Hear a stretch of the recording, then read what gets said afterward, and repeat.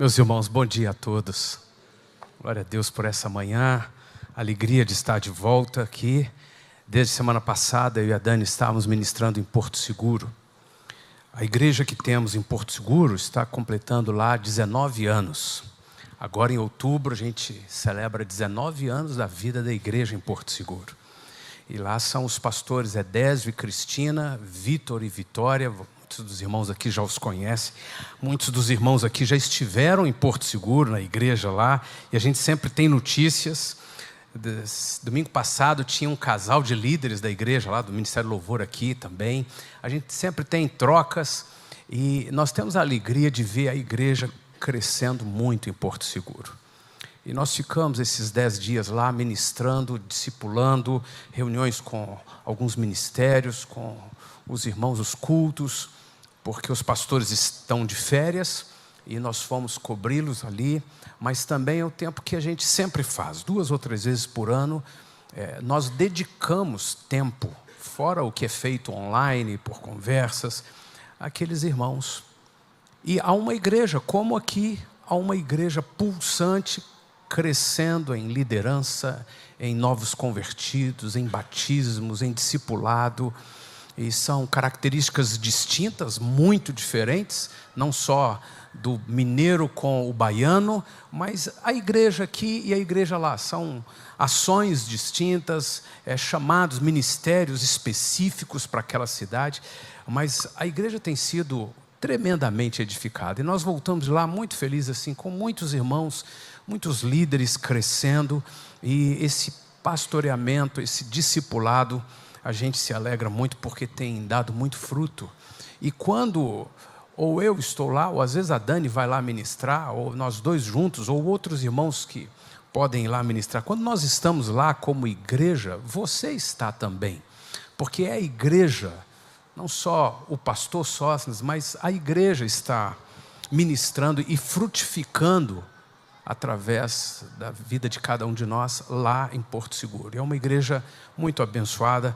Eu tive também a oportunidade desta vez de me assentar com um dos pastores da cidade, que é um líder dos pastores em Porto Seguro, para ouvir o testemunho, para ver como nós ali como igreja podemos servir mais a cidade. E realmente é motivo de muita alegria o projeto Adoradores em Porto Seguro. Se você não segue ali pelas mídias, você pode seguir e obter mais notícias da igreja, saber mais do que está acontecendo ali e com certeza ser um canal de intercessão para a vida daqueles irmãos em Porto Seguro. Eu louvo o Senhor por esse tempo, louvo o Senhor por tudo que Deus fez nesses dias. E nós chegamos na sexta-feira à noite, no sábado, na quinta-feira à noite, na sexta-feira eu já estava no Rio de Janeiro, eu fui para um congresso, uma conferência, a conferência do arrependimento pelo Brasil. Há um movimento, irmãos, sobrenatural. Deus levantou esses irmãos que estão organizando o arrependimento pelo Brasil e Deus deu a eles a data, seria dia 1º de outubro. A data 1º de outubro é a mesma data do Yom Kippur em Israel, dia do arrependimento. E tem milhares de líderes em todas as denominações se engajando, se envolvendo com pararmos no dia 1º de outubro, às 18 horas, para orar pelo Brasil. E até lá nós vamos ouvir aqui, eu vou compartilhar algumas coisas sobre como vamos orar, por que estamos orando e qual que é o propósito disso.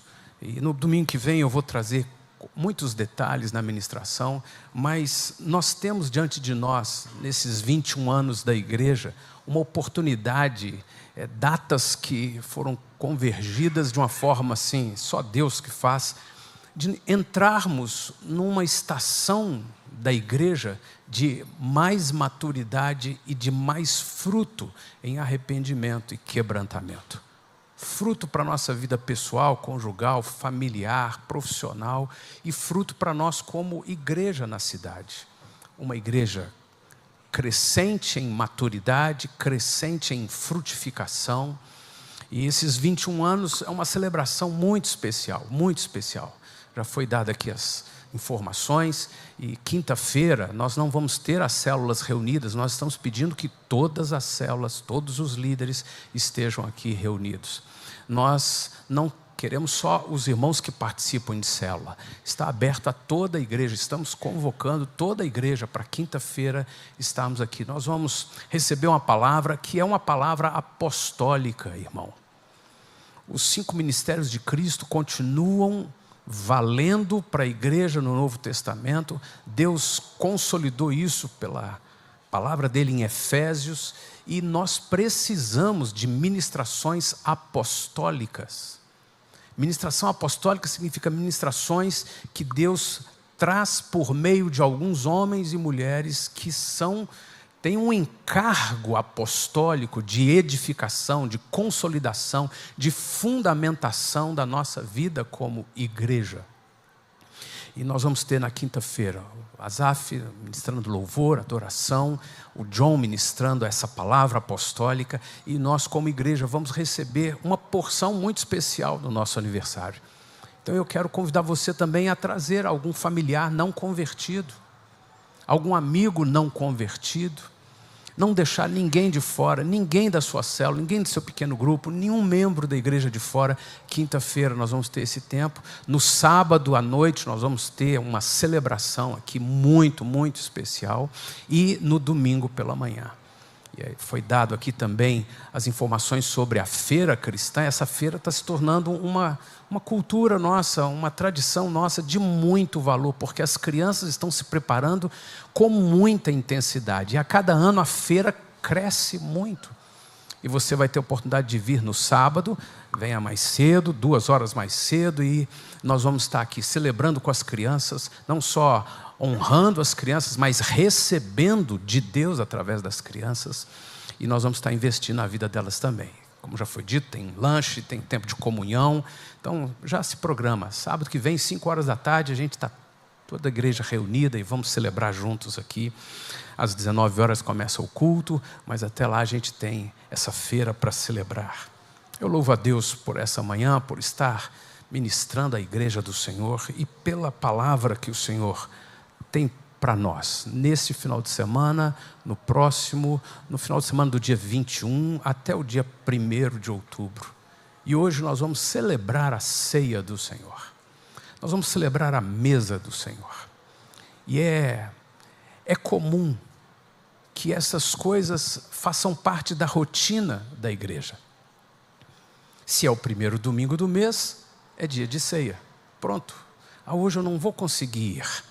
Ou, é mesmo, hoje é ceia. Ai, que bom que é ceia. Eu gosto de domingo de ceia. E a gente participa da ceia. Mas é necessário o que Paulo escreve em Coríntios assim: eu preciso discernir o corpo de Cristo. Diga comigo, discernir. Discernimento é algo muito além de entendimento. Discernir é uma capacidade intuitiva que vem do Espírito Santo para todos nós. Eu estou discernindo. Eu uso os elementos, os dados, as informações que eu posso apalpar, que eu posso ver, que eu posso sentir, mas é mais do que isso. Eu estou tendo porções de revelação do Espírito Santo. E quando falamos revelação, pode ser uma palavra desgastada no meio eclesiástico, religioso, mas revelação é olhos abertos. Não diz respeito a Deus contar um segredo de alguém, ou Deus contar o futuro de alguém para um profeta, muito mais do que isso. Revelação é discernir, olhos abertos, verdades que Deus traz para nós, por conta da nossa vida no altar.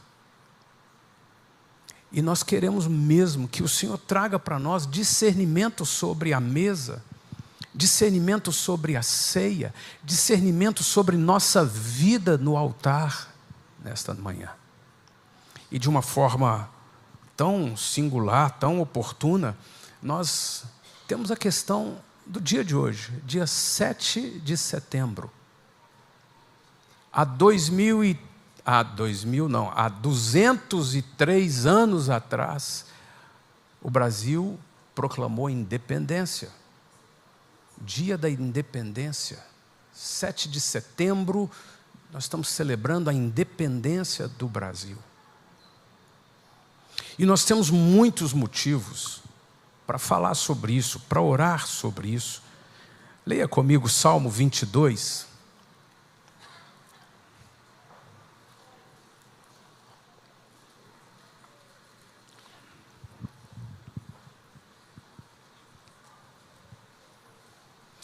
Quando nós assistimos uma palestra,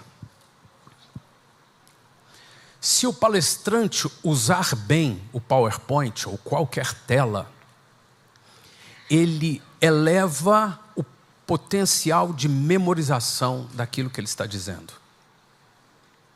Se ele fala bem, se ele discorre num arco de argumento, de raciocínio muito eficiente, nós temos outro percentual de memorização elevada. Se por acaso houver uma encenação de determinado elemento, de determinado conteúdo que está sendo ensinado, subimos mais ainda o nível de compreensão e de retenção do que está sendo ensinado. Se a gente apenas assiste ou se apenas ouve, é bem reduzido o potencial de memorização, de retenção no ensino. Da mesma forma, na palavra. Se eu apenas ouço no domingo, eu tenho um potencial de retenção muito pequeno.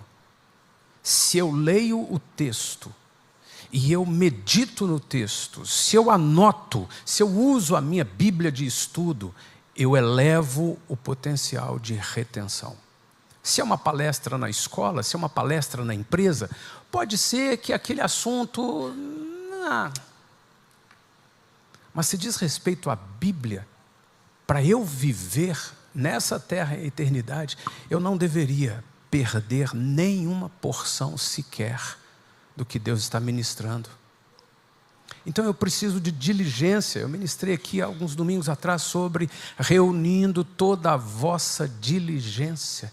Eu e você precisamos, e nós vamos prestar contas disso a Deus. Nós vamos prestar contas individualmente disso a Deus. Com qual diligência você cuidou do que eu ministrei a você? E quando a gente lê a palavra, quando a gente visualiza e quando a gente se abre acima de qualquer outra estratégia, a gente se abre para o Espírito Santo ministrar, revelar, trazer discernimento, isso impacta a nossa vida de forma irreversível.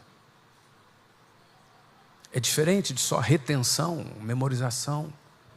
O Espírito Santo vem, ele impacta. E se Paulo diz, eu não posso participar da ceia sem discernir o corpo, discernimento que é mais do que entendimento, vem do Espírito Santo. Eu preciso me derramar no altar do Senhor, não só nesse momento, mas numa decisão para os próximos dias, semanas e meses da minha vida, de viver a palavra do Senhor de uma forma cada vez mais intensa. Eu preciso, Senhor, desse discernimento, porque segundo o texto de Paulo sobre a ceia, aqueles que não discernem o corpo de Cristo, mas participam da mesa, eles estão enfraquecidos, muitos estão doentes e outros já morreram. E isso é tão forte, isso é tão poderoso, e isso afeta instantaneamente nossos relacionamentos conjugais, familiares, profissionais, nossa vida material, nossa vida financeira, afeta a sua vida por toda a eternidade. Então, num culto, numa vida com a igreja local que Deus nos plantou, nós precisamos de um mergulho na palavra que nos leva a um altar de quebrantamento e de um discernimento pessoal, personalizado, que vem do Espírito Santo e não acontece porque a gente assistiu alguma mensagem, acontece porque nós fomos para o altar. E essa mesa é uma mesa de celebração, mas ela é um altar ao Senhor. Senhor, eu quero nesta manhã participar da mesa do Senhor, tendo alguns discernimentos. E quando vemos isso no dia 7 de setembro, nós precisamos pedir ao Espírito Santo discernimento sobre o que estamos vivendo no Brasil.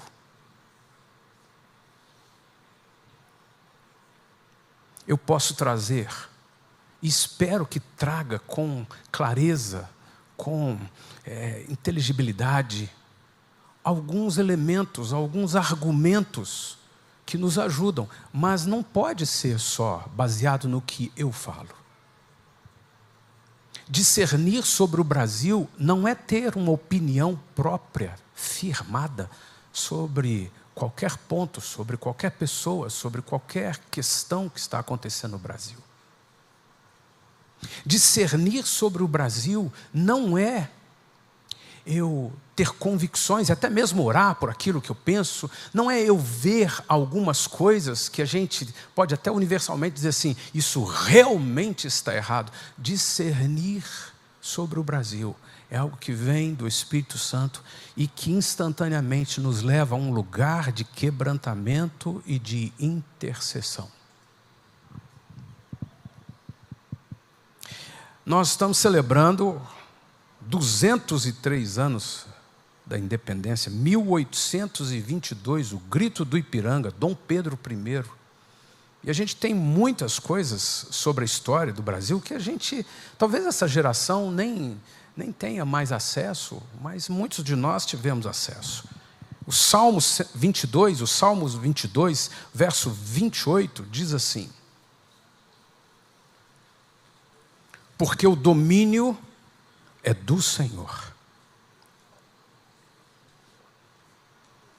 Ponto final. Do Senhor é o reino, na minha versão, porque o domínio é do Senhor. E embora na composição gramatical ali tenha uma vírgula, você pode pôr um ponto final. É uma frase muito mais poderosa, graficamente, se tiver um ponto final. Eu não estou discutindo a eficiência da Bíblia, do texto bíblico, não estou corrigindo o texto bíblico. Eu estou trazendo um detalhe sobre a forma de olharmos para esse versículo. Porque o domínio é do Senhor.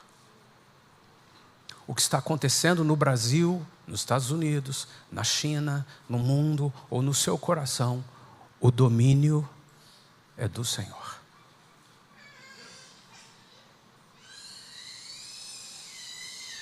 Eu desafio você a ler nessa semana o livro de Amós.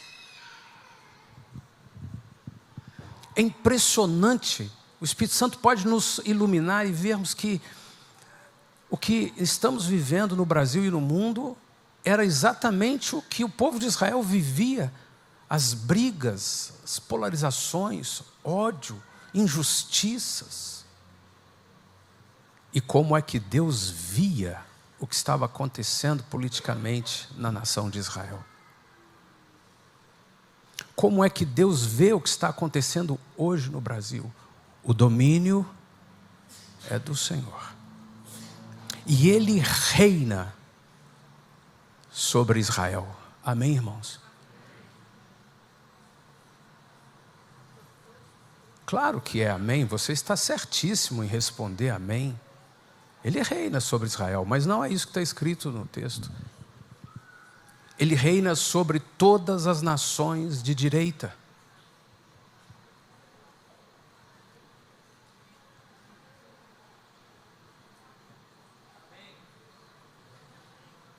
Será que ele reinaria sobre as nações comunistas? Ou elas ficaram de fora? Deus reina sobre a Coreia do Norte? Você não tem tanta certeza, irmão. Eu e você precisamos ter certeza. Porque fé é uma certeza. Está escrito num texto que é um decreto eterno. Deus reina sobre as nações.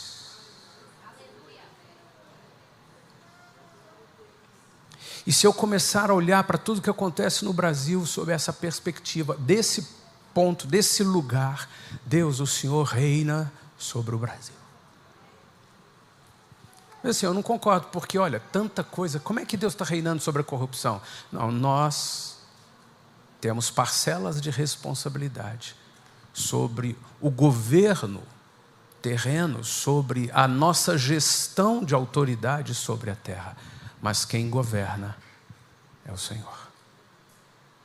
Então, Senhor, não é para explicar nada, é para eu começar a olhar para as questões do Brasil a partir de um ponto que é decreto bíblico. Deus reina sobre todas as nações. Deus reina sobre o Brasil. Deus reina sobre a minha vida. Eu posso fazer ouvido de mercador, eu ignorar o Senhor, mas vou colher os frutos. Mas Deus é quem reina.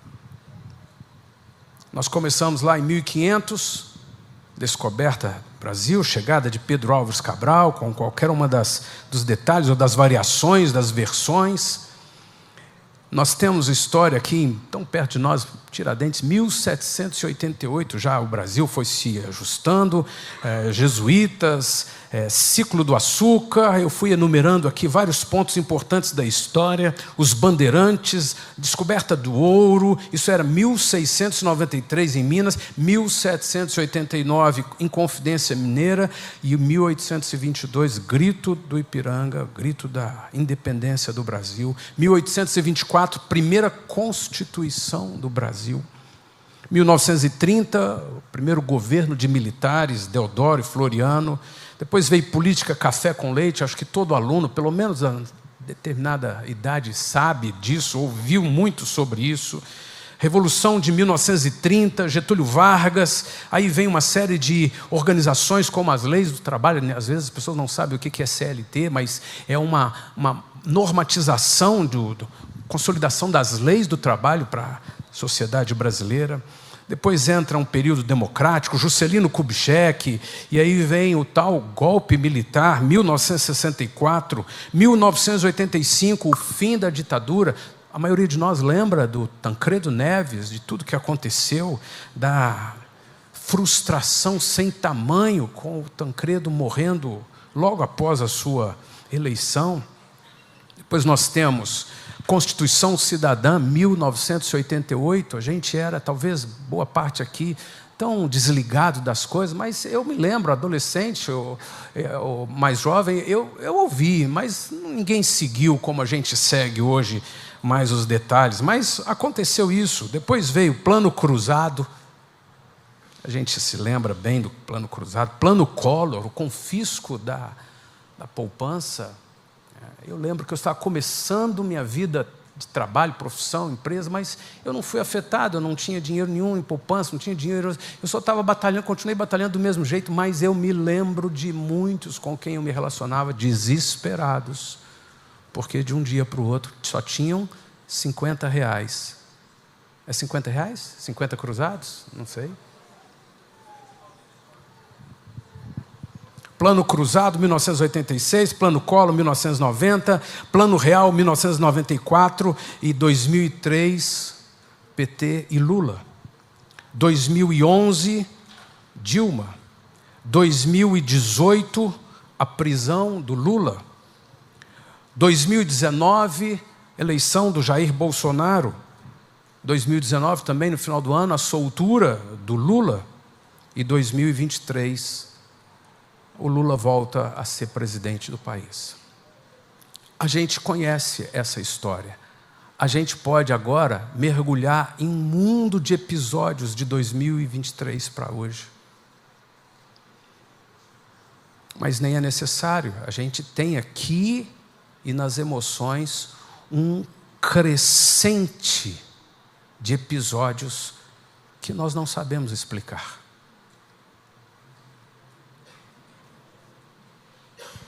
Se nós formos pensar com um mínimo de discernimento sobre o Brasil, nós podemos lembrar dos presidentes, dos atos, dos fatos, dos problemas, das dificuldades, e dizer com toda a carga: tem misericórdia do Brasil, Senhor.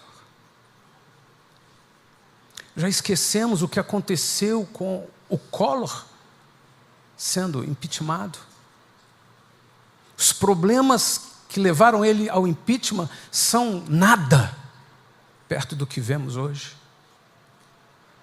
E você seja sábio. Eu só estou colocando fatos. Qualquer um de nós precisamos ser sábios e não olhar nem para as nossas emoções e pensamentos, comentários e pareceres, nem olhar para o que o outro fala pela lente de pareceres, axiologias, ideias, mas sermos sábios, olhando firmemente para os fatos. Por que nossas crianças ainda hoje não crescem numa escola ou numa igreja e se tornam excelentes profissionais? Mas as universidades estão recheadas, lotadas de pessoas batalhando por ideologias. Por que isso, Senhor?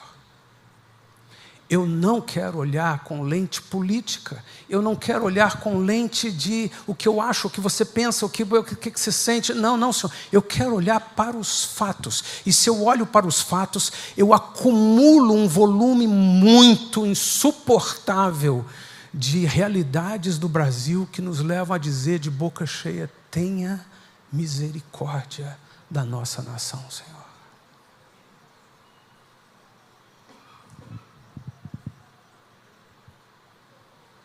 Então eu e você precisamos ir para o altar do Senhor e pedir ao Senhor: tenha misericórdia da nossa nação. Nós podemos, sem sombra de dúvida, carregar um volume insustentável de fatos, notícias comprovadas e até, se quiser, as que não são comprovadas, de corrupção, de impeachments, de prisão de líderes importantes da nação, de ideologias contaminando todas as áreas da sociedade, de um nível de promiscuidade sem tamanho.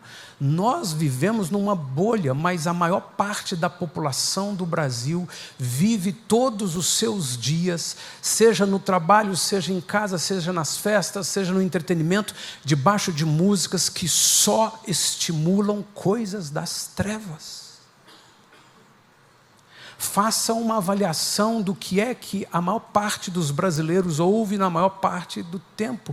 Não precisa ser o funk da coisa extremada lá das favelas ou do crime organizado. Pensa nas músicas que tocam na rádio e todos os seus colegas de trabalho estão ouvindo o dia todo e saem para os shows e saem para os bares e ouvem o tempo todo estão debaixo de ministrações demoníacas.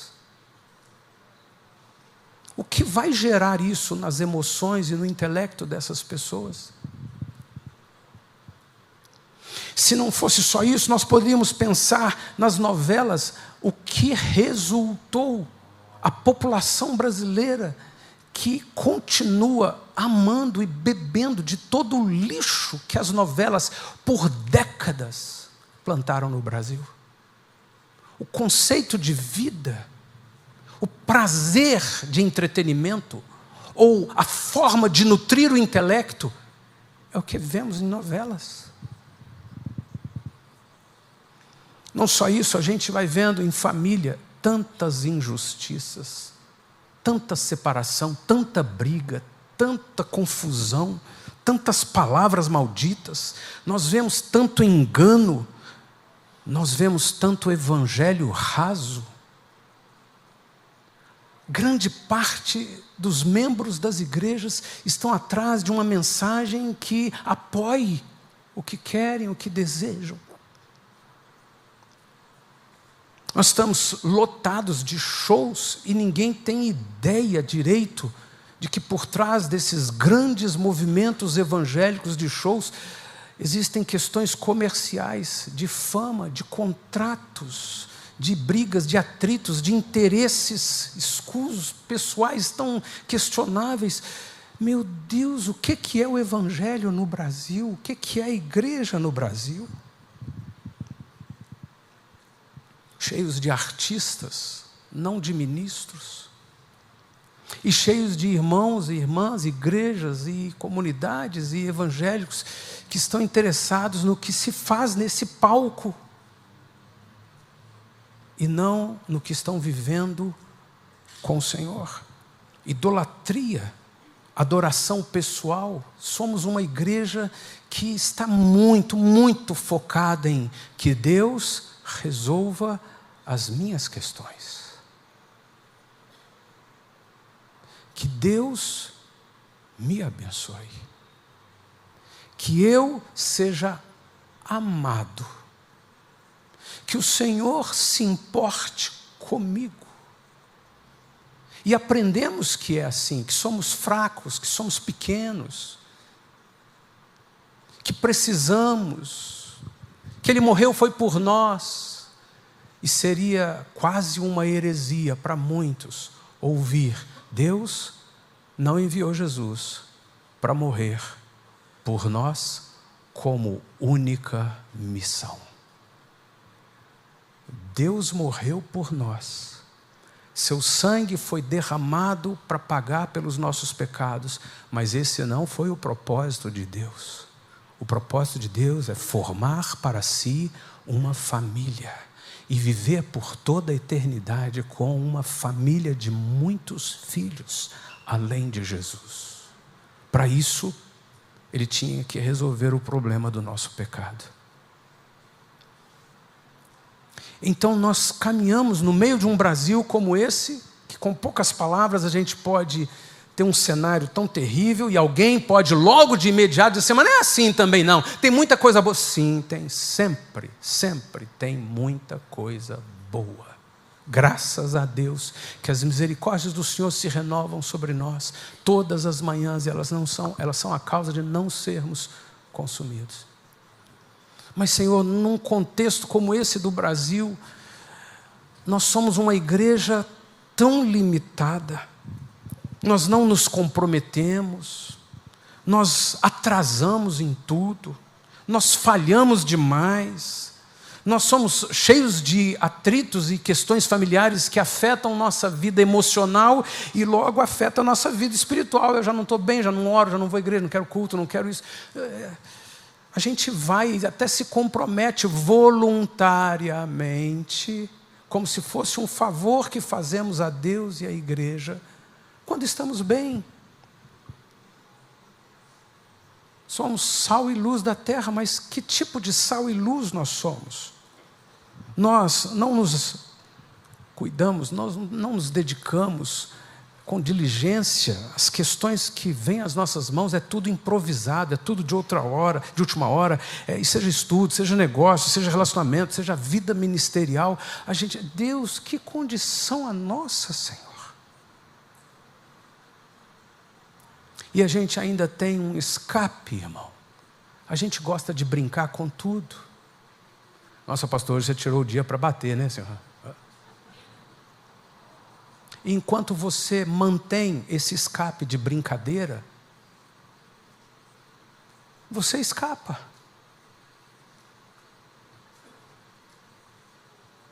Você escorrega. E de novo não encara o que nós precisamos encarar. É uma frase assim muito conhecida. O Evangelho, ele confronta os acomodados e acomoda os confrontados.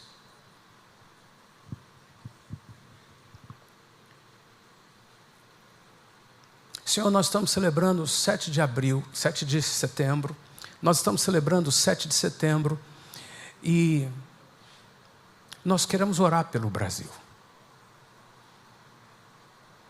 Não tem que fazer uma mágica para juntar 7 de setembro com a mesa da ceia.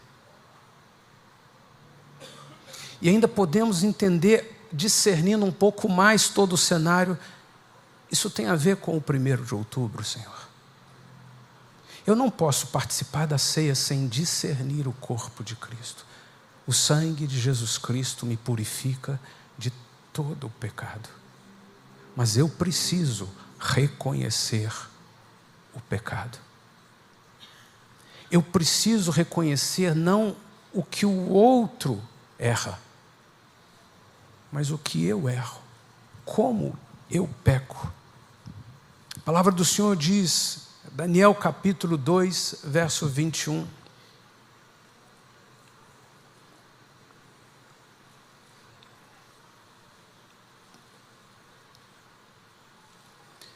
De tempos em tempos, irmão, Deus puxa o fio. Você sabe o que é isso? Você sabe o que é nós termos uma ligação com o Senhor? E a gente vai vivendo, e a gente vai se distanciando, e esse fio vai esticando, e a gente às vezes está tão desatento, tão longe, tão envolvido só com a vida terrena. De vez em quando o Espírito Santo puxa, vem cá. Preste atenção. Olha onde você está. E Paulo chega a dizer assim, existem tristezas que são do mundo, e elas são para a morte. Mas existem tristezas que são de Deus. E nós nos habituamos a toda tristeza nós mandarmos embora e expulsarmos o diabo e pedimos ao Senhor presentes que nos alegram. Então vem um dinheiro, a tristeza vai embora. Paga as contas, a tristeza vai embora. Vem um privilégio, alguma coisa legal, a gente vai embora. Mas nós não aprendemos na vida da igreja a receber as tristezas que vêm de Deus. Porque Paulo diz assim, as tristezas que vêm de Deus são para salvação. Tem remédio, tem terapias, tem compras, tem aquisições, que põe a tristeza debaixo do tapete e fica tudo bem. Mas eu e você precisamos, seja no culto ao Senhor, na ministração que recebemos, seja na nossa vida cotidiana no altar do Senhor, nos entristecermos com aquilo que o Espírito Santo quer nos mostrar. E ir para diante do Senhor.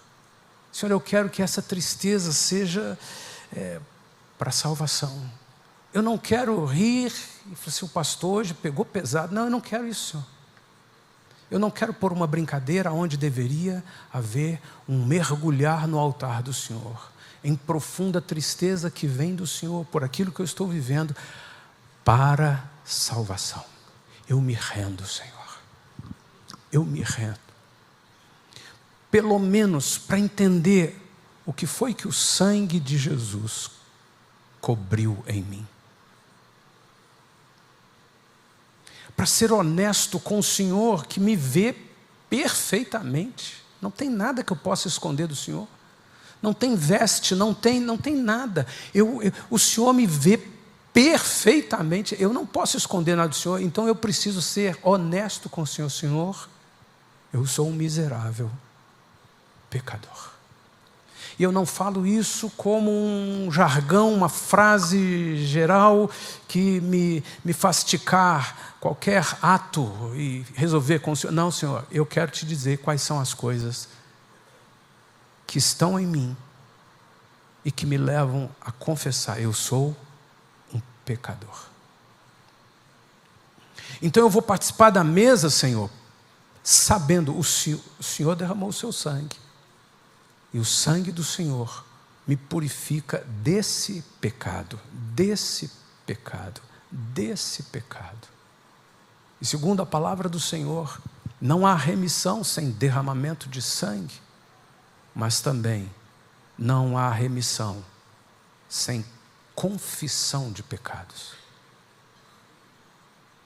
Ele é fiel e justo para nos perdoar. Portanto, confessai ao Senhor todas as vossas faltas, todos os vossos pecados. Em Daniel capítulo 2, verso 21, o Senhor declara, Ele muda os tempos e as estações, remove reis e estabelece reis.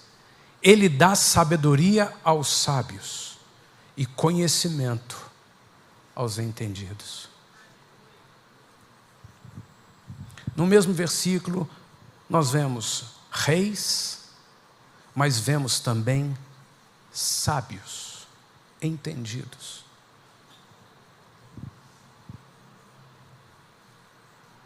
Começamos entendendo pela palavra de forma absoluta, simples, direta. Deus reina sobre as nações. Deus reina sobre o Brasil. Eu repito, leia durante essa semana todo o livro de Amós. Como nós podemos ver a história de Israel com todas as desgraças, com todos os erros, com todas as promiscuidades, com todos os adultérios espirituais, com toda a estupidez que Israel já fez, a ponto de sofrer tudo que sofreu como condenação, você vê Deus reinando sobre Israel. E todas as vezes que o povo clamou ao Senhor, Senhor, perdoa os nossos pecados, o Senhor veio e restaurou.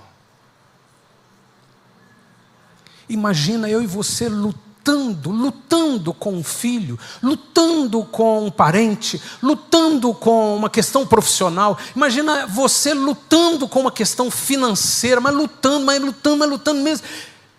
E de repente, só o fato de ir para o altar do Senhor e nos quebrantar, reconhecendo o pecador que somos e confessando o pecado,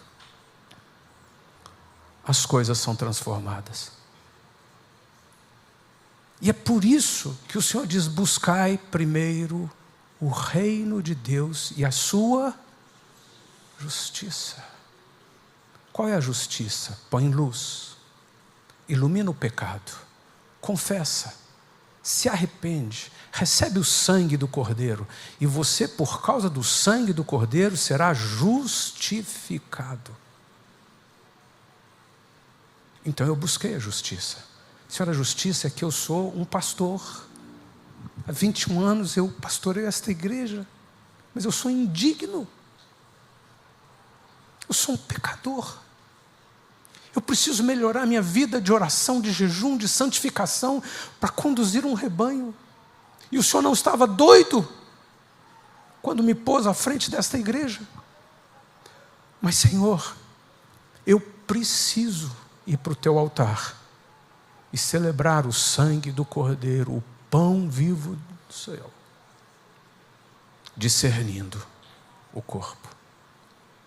Eu posso pensar, sentir o que for de qualquer um desses personagens, seja da corrupção, seja do questionamento político, da polaridade, não interessa, eu posso. Mas, Senhor, se eu for para diante do Senhor mesmo, se eu for estudar o que o Senhor já viveu e deixou escrito para a gente aprender do teu governo sobre Israel e sobre todas as nações da terra, eu vou ter que confessar ao Senhor, nós como igreja, somos um fiasco nessa nação. Nós somos uma vergonha. Eu falo que eu sou crente, que eu sou convertido, eu adoro o Senhor, eu canto as músicas que eu gosto, eu vou nos eventos, eu sigo fulano, eu sigo ciclano, eu vou no evento, mas eu não tenho uma vida de quebrantamento no altar do Senhor, que gera luz suficiente para impactar nem minha casa. Continuamos nos mesmos atritos, mesmos problemas, mesmas coisas. Então, nessa manhã, Senhor, eu quero discernir um pouco mais o corpo de Cristo. Porque nós queremos orar pelo Brasil.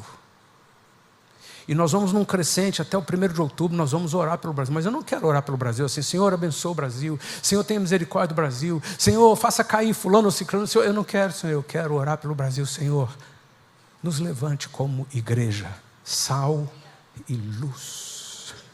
Porque está escrito na Tua palavra: se o meu povo, que se chama pelo meu nome, buscar a minha face, se converter dos seus maus caminhos, orar, me invocar, eu ouvirei do céu e eu vou sarar a sua terra. Nós precisamos que o Senhor sare o Brasil. E essa é a nossa oração nessa manhã. Chega de discutir de que lado. Chega de acreditar ou não acreditar em tudo que acontece. Não me interessa, Senhor. Eu preciso reunir os fatos. Reunindo os fatos, é incontestável que eu poderia dizer com o coração quebrado: que nação maldita! Qual foi o governo que não aconteceu coisas malditas do inferno? Que população miserável que sofre e nunca tem nada. Vivemos numa bolha nessa cidade. Mas se você for andar por outras cidades do país, você vai descobrir miséria e pobreza que você talvez nunca tenha visto. E a maior parte da população está vivendo miseravelmente. A maior parte das crianças que você vir hoje, ou ricas e estão enfurnadas em tudo quanto é promiscuidade que as trevas plantaram, ou pobres e estão enfurnadas, mergulhadas, amarradas em tudo quanto é promiscuidade e miséria que Satanás plantou.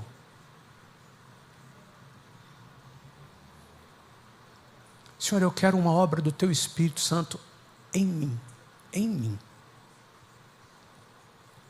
Eu quero participar dessa ceia me quebrantando. E eu quero não apenas participar dessa ceia, eu quero passar uma semana sensível ao Espírito Santo.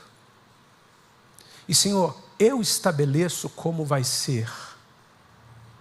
Eu preciso que o Senhor me mostre quem eu sou, o quanto eu sou pecador. E por favor, em algumas poucas coisas, porque eu não dou conta, eu vou desistir, o diabo vai vir e vai me desviar, eu vou chutar o balde. Eu preciso que o Senhor amorosamente me mostre uma ou outra coisa e me leve a um lugar de quebrantamento que eu não consiga me levantar. E eu quero experimentar a Tua graça pelo arrependimento, eu quero experimentar o Teu favor, o poder do Teu sangue, o poder da Tua palavra, do Teu alimento na minha vida. E em seguida, haver uma transformação de alguns pontos da minha vida, do meu cotidiano, do meu jeito de pensar, do meu jeito de agir. Coisas que só de pensar que o Senhor terá feito, eu vou me quebrantar e Te adorar, Te adorar.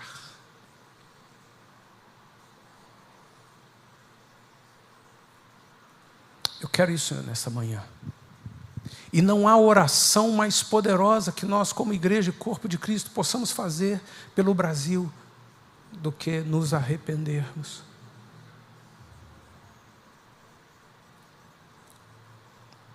Nos arrependermos, Senhor, da vida que levamos, dos nossos próprios pecados. E hoje, diante da mesa do Senhor, eu quero pedir ao Senhor que me leve a uma escalada nesses próximos dias, até o dia 1º de outubro, de genuíno arrependimento. Fecha os teus olhos, irmão.